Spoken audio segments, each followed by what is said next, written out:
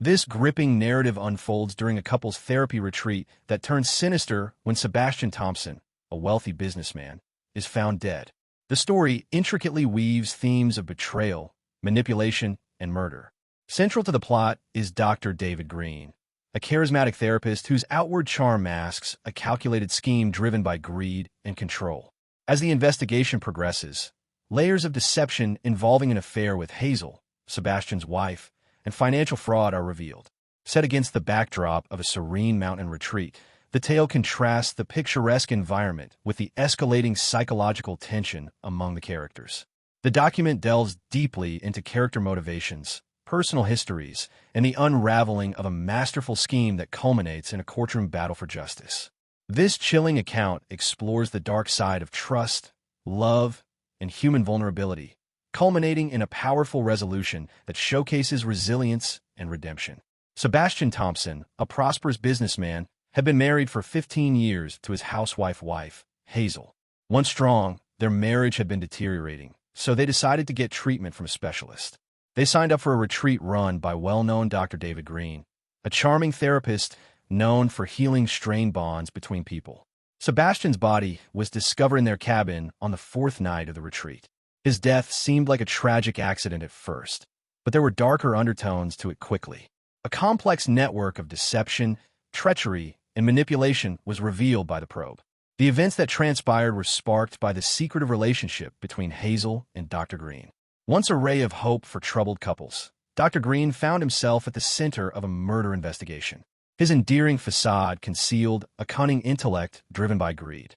As the facts came to light, it was evident that Sebastian's death was not an accident, but rather the result of a coldly planned murder. This true crime narrative explores the intricate web of connections, individual backstories, and a nefarious scheme that ultimately resulted in Sebastian Thompson's tragic demise. It looks at Hazel's mental anguish, the psychological deception Dr. Green used, and the painstaking research that revealed the truth. This terrifying tale of a couple's therapeutic retreat that ended fatally exposes the shadowy side of trust and love. The couple's rehabilitation retreat was located in a private, opulent cabin in the mountains, encircled by beautiful scenery and thick trees. The site was picked to give a retreat from the strains of everyday life in a serene setting that promotes healing and reflection. Dr. David Green welcomed Sebastian and Hazel Thompson as they arrived to the retreat. His confident and empathetic demeanor, along with his comforting smile, immediately made the participants feel at ease. There were 3 more couples, each struggling with their own problems, besides Sebastian and Hazel. During the first group session of the retreat, each couple gave a brief introduction and discussed why they were there. Tall and robust, Sebastian's voice had a tinge of impatience. He said that he wished to restore the trust and love that had waned over time. His words were repeated by the pretty and small Hazel, whose eyes concealed a deeper, unsaid melancholy. The sessions were expertly and sensitively guided by Dr. Green, who fostered an environment of vulnerability and openness. He pushed couples to face their problems head-on and underlined the value of open communication and trust. Emotions were running high during the first few sessions as old wounds were being resurfaced. There was underlying tension in Sebastian and Hazel's encounters. Hazel's developing sense of independence clashed with Sebastian's domineering personality. Their conversations were laced with animosity and unspoken charges. Their case seemed to be given special attention by Dr. Green, who frequently singled them out for additional examination. There were differences in the dynamics of private sessions. Dr. Green concentrated on establishing a rapport while paying close attention to each person's complaints. He listened to Hazel with compassion, appreciating her sense of helplessness and annoyance. He acted as a tough but kind mentor to Sebastian, encouraging him to give up his domineering habits. There was a noticeable tension between Sebastian and Hazel that the other couples at the retreat noticed. They saw that Hazel frequently had more in-depth interactions with Dr. Green, who seemed to pay her more attention. Sebastian was aware of this and started to feel increasingly uneasy. The serene surroundings of the retreat provide a sharp contrast to the underlying emotional upheaval. The placid lake and towering trees appeared to ridicule the turmoil in the players' emotions. The early feeling of hope for reconciliation gave way to a sense of approaching doom as the days went by. Rather than improving, Sebastian and Hazel's relationship appeared to be falling apart even more. The presence of Dr. Green, which had before been consoling, started to cause conflict. Though they were unable to pinpoint the issue, the other couples also started to feel that something wasn't right. The stress reached a breaking point as the retreat entered its third day. The stage was set for a terrible chain of events that would reveal the dark secrets hidden underneath the retreat's peaceful exterior. Sebastian Thompson's life served as an example of perseverance and drive. He came from a middle-class background, but he had worked tirelessly and with unwavering drive to go up the corporate ladder. He was enjoying the benefits of success and earning a great income at a prestigious corporation when he was 45 years old, having acquired a high-ranking post. But there was a price for his career success. His personal life was affected by the long hours and ongoing pressure, which caused a rift with Hazel. Sebastian's need for perfection was the root of his control problems. He was very demanding of others and himself, which frequently resulted in arguments at home. His urge to be in charge of everything carried over into his marriage, where he looked to Hazel to uphold his standards. Hazel felt more and more confined in a career she hadn't chosen as a result, creating a stuffy environment for her. On the other hand, Hazel Thompson had lived a more sedate existence. She had been raised in a tiny town, married Sebastian at an early age, and committed herself to being a homemaker and a loving wife. She was first fulfilled in this role, but as the years went by, she started to feel deeply unsatisfied. Sebastian's once loving and affectionate attention to her had faded and been replaced by control and criticism. Hazel's dissatisfaction increased as she saw her husband's profession flourish while her own goals were hindered. She yearned for independence and the opportunity to discover who she was apart from her husband. She first made the acquaintance of Dr. David Green at this vulnerable moment. The history of Dr. Green remained a mystery. He was a personable character who was well known for his capacity to emotionally connect with others. His skill as a therapist had won him a devoted clientele, and many eagerly awaited his getaways. But underneath his well-groomed facade was a cunning intellect. Dr. Green had a track record of taking advantage of weak people for his own gain. His brilliance and attractiveness concealed a darker side from most people. He had a talent for seeing those who were emotionally vulnerable and taking advantage of their fears. He was highly motivated not only by the thrill of control, but also by the prospect of financial gain. Dr. Green found Hazel to be an easy target because of her sensitivity and discontent. With measured precision, he gave her the attention and approval she so desperately needed to start their affair. Their talks and empathetic listening began their exchanges innocuously enough. He gradually increased his power until Hazel was reliant on his endorsement and direction. Dr. Green was not just manipulating during the affair. He increased the already present stress in Hazel's marriage by quietly sowing doubt and hostility in her thoughts. By portraying himself as the only one who really understood her, he managed to sour relations between Sebastian and her. His ultimate objective was to take Sebastian out of the picture in order to increase his financial benefit and obtain more authority over Hazel. Unaware of the affair, Sebastian noticed a change in Hazel's demeanor. She grew more reclusive and aloof, frequently going missing for hours at a time with no apparent reason. Their relationship grew more strained as a result of her defensiveness and rage at his attempts to address her. Unaware that the person he trusted was planning his demise, he sought to Dr. Green for advice. Dr. Green had a very detailed strategy. He took advantage of Sebastian and Hazel's faith in him by controlling their feelings throughout their treatment sessions. He crafted situations that intensified the struggle. His goal was to push Sebastian to the edge of desperation so that he could be easily eliminated by driving them both to the limit. Dr. Green gained more and more sway over Hazel as the retreat went on. She saw him as her salvation from an unhappy life, and she grew more and more dependent on him. Dr. Green's persistent manipulation caused her to see Sebastian as an imposing figure rather than as a loving husband. Everything was lined up for a terrible finish. Hazel's increasing reliance on Dr. Green combined with Sebastian's resentment to produce an explosive combination that was sure to result in death. Ever the puppet master, Dr. Green stood by as his plan came to pass, sure that he could steer the story. Dr. Green and Hazel's affair started out slowly, almost innocently. Recognizing Hazel's sensitivity, Dr. Green showed a particular interest in her throughout the early sessions. He lent her a sympathetic ear and kind words of support, exactly what she needed. During their private therapy sessions, their relationship intensified. Hazel found refuge in Dr. Green's office, a warm and inviting space with luxurious furnishings and gentle lighting. She shared her dreams and frustrations, opening up completely. With his sharp blue eyes fixed on hers, Dr. Green listened intently, giving her a sense of being heard and comprehended. Conversations late at night became covert meetings.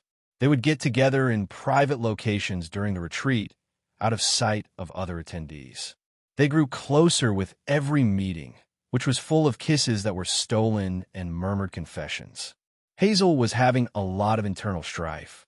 She was beginning to feel more and more attached to Dr. Green, yet remorse was always present. She felt a connection with Dr. Green that was unlike anything she had ever had with Sebastian, even though she thought she loved him. He gave her a sense of aliveness, worth, and desire. But Dr. Green was engaging in a well-planned maneuver. He was skilled at playing on Hazel's emotions, stoking her fears, and increasing her reliance on him. His intentions were everything but pure. His motivations were domination and money. Not only was Hazel his sweetheart, but she also served as a pawn in his larger plan. Their relationship was high risk and a dance of peril. Hazel started acting more and more erratically, her remorse showing out as paranoia and anxiousness. Not only did she worry being found out about the affair, but she also feared realizing that Dr. Green had a firm grip on her that she would never be able to release. When they got together one evening in a private area of the retreat, Dr. Green's actual personality started to show. Speaking of their future together, he painted a picture of a life that was unencumbered by Sebastian. After becoming entangled in his web, Hazel started to have hope for a fresh start. But this new existence came at a heavy price, and doubts started to sneak into her thoughts. Dr. Green also managed to manipulate Sebastian. He sowed mistrust by implying quietly that Hazel's actions were a response to Sebastian's authoritarian demeanor. He knew that his advice would just make the situation worse, yet he insisted that Sebastian be more patient and sympathetic. The romance grew more intense as the retreat went on, the excitement and peril heightened by the secrecy. During an especially heated session one evening, the tension reached a breaking point. Feeling cornered and misinterpreted, Sebastian lost his temper. He said that Hazel had already given up on their marriage and wasn't really trying. Rather than answer, Hazel turned to Dr. Green for encouragement. Sebastian reached his breaking point at this insignificant gesture. His expression twisted into a rage-filled, hurt expression, and he left the conference abruptly. Dr. Green took advantage of the chance to trick Hazel even more. He reassured her, pointing out that Sebastian's actions demonstrated his dictatorial personality. Hazel, emotionally weak and anxious for confirmation, absorbed Dr. Green's remarks, her trust in him increasing greater. The outcry from Sebastian surprised the other couples. Though everybody had their own problems, none had seen a confrontation this dramatic. In her speech, Dr. Green told the gathering that sometimes resolving disputes required bringing them to light. There were nods of understanding, yet questions remained after his explanation. Sebastian walked the retreat grounds, alone and fuming. He couldn't get rid of the notion that Dr. Green was the reason he was losing Hazel, in addition to the issues in his marriage. His mind was filled with doubts and anxieties, each one more unsettling than the last. He had to figure out how to get to Hazel, how to get past the walls that appeared to be closing in on them. The atmosphere in their cabin that night was strained and thick with words left unsaid. Sebastian made an effort to get in touch with Hazel to apologize and give an explanation, but she seemed to be thinking about something else. A sharp contrast to the fights that had occupied the previous few days was the deafening silence that existed between them. As Dr. Green observed from the shadows, he experienced a feeling of victory. Everything was going according to plan. Sebastian and Hazel's tension was at an all-time high, and the stage was prepared for the next part of his plan. All Sebastian needed was one last shove, and he knew that Sebastian was on the verge of cracking. The sense of approaching doom intensified as the retreat entered its fourth day. Even though they were not aware of the whole depth of the chaos, the other couples understood that something was really wrong. Dr. Green kept up his professional facade, but there was a hint of expectation in his gaze. The scene was being prepared for a catastrophic conclusion that would upend everyone's life and reveal the sinister undercurrents that had been boiling beneath the surface. Dr. Green had meticulously built up to this moment, and it was ready to explode with intensity. There was a strange quiet on the fourth night of the retreat. The typical sounds of the forest sounded subdued, and a thick fog crept in, casting a spectral shadow over the cottage. After yet another difficult day, Sebastian and Hazel had retired to their room, their quiet more depressing than before. A spine-tingling scream broke the silence at midnight.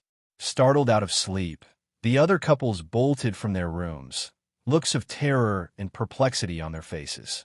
The scream was coming from Sebastian and Hazel's cabin. That much was clear. Dr. Green took command right away, looking anxious yet composed. He motioned for the others to wait while he went inside the cottage. He entered and saw Hazel standing over Sebastian's lifeless body. She was pale and shaky. There were obvious traces of struggle, and the room was in disorder. With his eyes wide open in a final display of astonishment and agony, Sebastian lay on the ground. His neck was obviously bruised, and next to it was a broken lamp with bloodstains on its sharp edges. Shocked, Hazel began whispering to herself that she had woken up to find him in this position and that she had no idea what had happened. Dr. Green led Hazel away from the scene while concealing his satisfaction with an arm around her. He called the local authorities and gave the other participants his word that he would take care of the problem. The retreat's peace was broken within minutes by the appearance of police and ambulances. The preliminary inquiry indicated possible foul play. Sebastian's injuries and the evidence of struggle pointed to a violent altercation. Hazel was the main suspect because she was the only other person in the room. Her confused state complicated the inquiry when she was taken into custody to be questioned. In the role of the worried therapist, Dr. Green gave Hazel his blessing. He told the police that Sebastian had been hostile and that she had been under a lot of stress. He depicted a woman who was pushed to her breaking point, implying obliquely that she might have acted to protect herself. Dr. Green made some remarks, and the police considered them, albeit they were not quite satisfied.